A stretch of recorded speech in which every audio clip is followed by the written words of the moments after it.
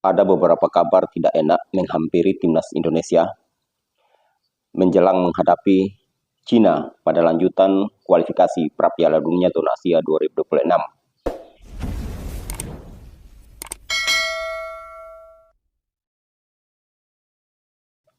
Assalamualaikum warahmatullahi wabarakatuh.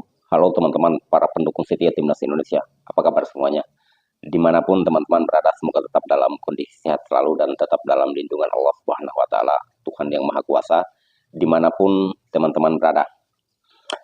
Kembali lagi di channel Garuda Sport. Seperti biasa, pada konten kali ini saya ingin membahas sedikit tentang kabar yang tidak enak datang dari para penggawa Garuda, di mana saat ini timnas Indonesia bersiap-siap untuk menghadapi timnas Cina pada laga ke-9 kualifikasi Prapiala Dunia Zona Asia 2026.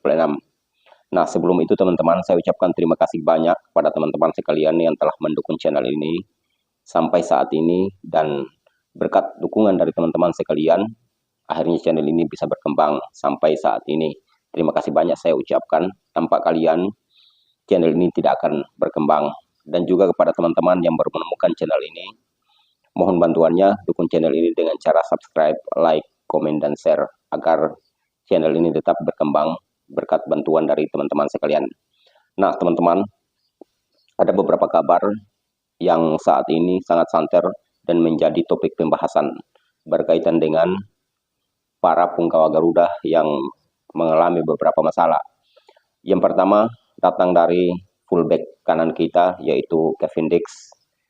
Tentunya teman-teman semua sudah tahu, dan saya secara pribadi baru membuat konten tentang kabar ini karena memang saya ingin mencari tahu kebenarannya, dan ternyata ini sudah pasti bahwa Kevin Dix telah dikonfirmasi oleh tim dokter dari FC Copenhagen bahwa dia betul mengalami cedera dan telah dipastikan dia tidak bisa main bersama FC Copenhagen sampai akhir musim. Dengan kata lain, dia akan absen.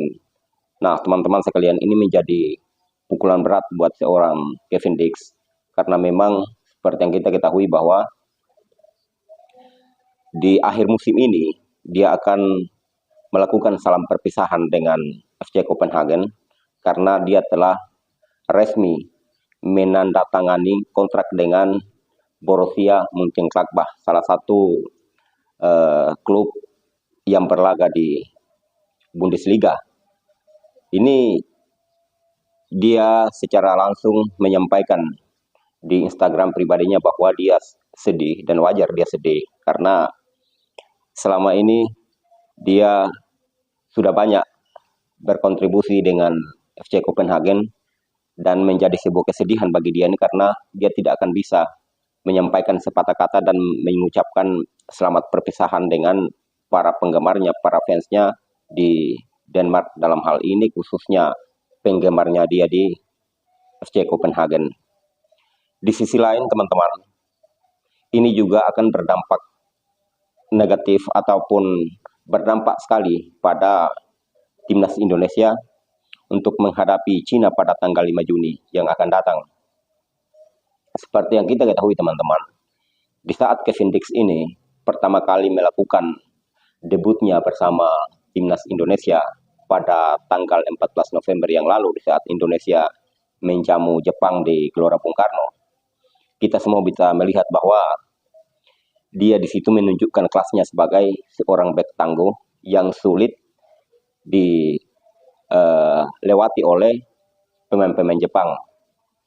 Salah satu pemain yang sulit menembus pertahanan dari seorang Kevin Dix adalah Mitoma. Mitoma ini bukan pemain sembarangan dari Jepang. Dia salah satu winger timnas Jepang yang secara kualitas sangat mumpuni. Namun dia cukup sulit untuk menembus daerah pertahanan timnas Indonesia, khususnya di kiri yang dimana dijaga oleh Kevin Dix. Dan saya secara pribadi sangat suka dengan pemain ini karena pemain ini memiliki visi permainan yang cukup bagus dan memiliki kemampuan bertahan yang cukup kuat, dimana seperti yang saya sampaikan tadi bahwa setelah dia dipasang oleh STY di kanannya timnas Indonesia, dalam hal ini fullback kanan, di situ pun pemain-pemain Jepang sangat sulit untuk membangun serangan dari kiri. Karena di kanan timnas Indonesia ada Kevin Dix. Dan kita bisa lihat bahwa di saat dia ditarik keluar karena mengalami cedera waktu itu, maka timnas Indonesia pun mulai kebobolan. Dan ini membuktikan bahwa Kevin Dix adalah pemain yang berkelas, yang tidak salah dipilih oleh PSSI untuk memperkuat timnas Indonesia. Nah, kabar yang kedua datang dari winger kiri kita, dalam hal ini Ragnar Oratmangun.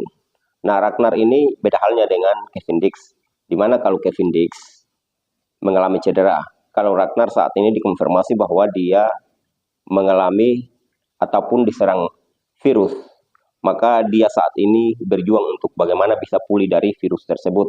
Dan terhitung sudah 4 kali laga FC Dender dia tidak dimainkan di Belgia sana, karena memang dia dalam kondisi untuk bagaimana memulihkan kondisinya. Ini juga berpengaruh kepada timnas Indonesia, karena selain kita punya Rafael Struijk, kita juga membutuhkan seorang Ragnar Oratmangun, sama halnya dengan Kevin Dix yang saya bahas dari awal tadi. Nah, kalau Kevin Dix tidak ada, otomatis Sandy Walsh yang akan menjadi pelapisnya, ataupun Asnawi Mangku Alam yang akan comeback ke timnas untuk bagaimana menggantikan posisi Kevin Dix. Sama halnya dengan Ragnar Oratmangun. Kalaupun Ragnar tidak bisa tampil bersama timnas Indonesia pada tanggal 5 Juni nanti, maka Patrick Kluivert selaku juru taktik timnas Indonesia akan memutar otak untuk bagaimana bisa mencari seseorang ataupun salah satu pemain timnas Indonesia yang posisinya dan skillnya paling tidak sama dengan seorang Ragnar Oratmangun. Nah, teman-teman sekalian. Dan yang terakhir datang dari Sandy Walsh. Seperti yang kita ketahui bahwa bahasa pertama yang keluar dari Patrick Kluivert di saat dia dipercayakan atau diperkenalkan ke publik sebagai pelatih timnas Indonesia, pertama yang dia sampaikan adalah dia butuhkan pemain yang memiliki menit bermain yang cukup banyak di klubnya masing-masing. Maka Sandy Walsh pun sudah mulai mencari celah untuk hijrah dari Belgia ke Jepang. Dalam hal ini sekarang dia main di Yokohama Marinos. Dan tujuannya dia hanya bagaimana bisa dia harus mendapat menit bermain yang banyak di Yokohama Marinos. Dan awal-awal dia datang memang cukup bagus, karena memang dia selalu diturunkan sebagai starter. Dan beberapa kali dia pun turut memberikan sumbangsi yang begitu besar terhadap Yokohama Marinos. Namun akhir-akhir ini kenapa dia sudah mulai kehilangan menit bermainnya? Entah apa yang terjadi, itu berpulang lagi kepada sang pemain dan juga kepala pelatih. Apa yang terjadi di tubuh Yokohama Marinos. Nah, ini juga akan berpengaruh kepada performa timnas Indonesia di saat menghadapi Cina pada tanggal 5 Juni nanti. Seperti pada konten saya sebelumnya bahwa Cina tetaplah Cina. Kita tidak bisa menganggap remeh. Karena walaupun bagaimana, Cina juga salah satu tim yang secara peringkat di atas kita. Dengan demikian, mari kita sama-sama doakan teman-teman sekalian, semoga pada tanggal 5 nanti, timnas Indonesia bisa mencuri poin dari timnas Cina agar menjaga asa untuk lolos ke putaran keempat. Karena untuk lolos dari putaran ketiga ini secara langsung membutuhkan keajaiban. Karena saat ini Australia duduk di peringkat kedua, dan itu sudah pasti bahwa Australia dengan Jepang yang akan lolos dari putaran ketiga, dan kita harus berebut satu tiket untuk menuju ke World Cup 2026 paling tidak lewat putaran keempat. Nah, teman-teman sekalian, itu sekedar informasi yang saat ini dialami oleh para penggawat timnas Indonesia.